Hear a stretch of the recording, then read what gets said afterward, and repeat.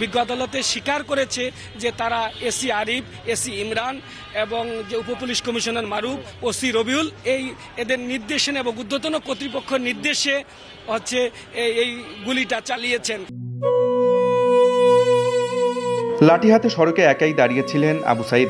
সামাজিক যোগাযোগের মাধ্যমে ছড়িয়ে পড়া ভিডিওতে দেখা যায় একটু পরেই মাটিতে লুটিয়ে পড়েন তিনি। 16 জুলাই হাসপাতালে নেওয়ার পর শরীরে দেখা যায় ছররা গুলির ক্ষত। ভয়কে উপেক্ষা করে বুক চিতিয়ে ছাত্র আন্দোলনে প্রথম প্রাণ দেন রংপুরের আবু সাইদ।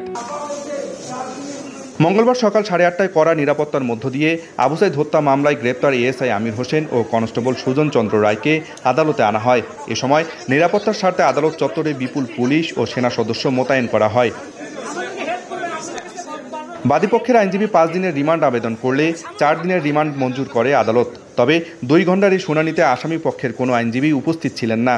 বিজ্ঞ আদালতে স্বীকার করেছে যে তারা এসি আরিফ, এসি ইমরান এবং যে উপপুলিশ কমিশনার মারুফ, ওসি রবিউল এদের নির্দেশে এবং ঊর্ধ্বতন কর্তৃপক্ষের নির্দেশে এই গুলিটা চালিয়েছেন। এই হত্যাকাণ্ডের সাথে যারা যারা যুক্ত, পরিকল্পনা থেকে শুরু করে তার পরিকল্পনা বাস্তবায়ন, সিদ্ধান্ত গ্রহণ করে এবং একদম ফিল্ডে যারা এটা সরাসরি গুলি করেছে, প্রত্যেকের আইনের আওতায় নিয়ে আসা হোক এবং এটা দ্রুত বিচার ট্রাইব্যুনালের মাধ্যমে এটা দ্রুত নিষ্পত্তি করা হোক। আবু সাইদকে নির্মমভাবে হত্যার বিচার দ্রুত নিষ্পত্তি করার দাবি সাধারণ মানুষের। 16 জুলাই যেভাবে আবু সাইদকে আমাদের চোখের সামনে পুলিশ একবার বর্বরভাবে যেভাবে হত্যা করলো, আমাদের বাংলাদেশে এদের বিচার হওয়া উচিত এবং করতে হবে।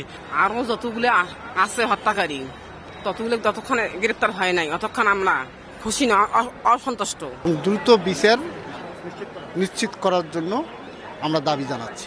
এর আগে সোমবার বিকেলে এএসআই আমির হোসেন ও পুলিশ কনস্টেবল সুজন চন্দ্র রায়কে গ্রেপ্তার করে পিবিআই। আবু সাইদ হত্যার ঘটনায় এখন পর্যন্ত 2টি মামলা দায়ের করা হয়েছে। আব্দুর রশিদ জীবন, সময় সংবাদ, রংপুর।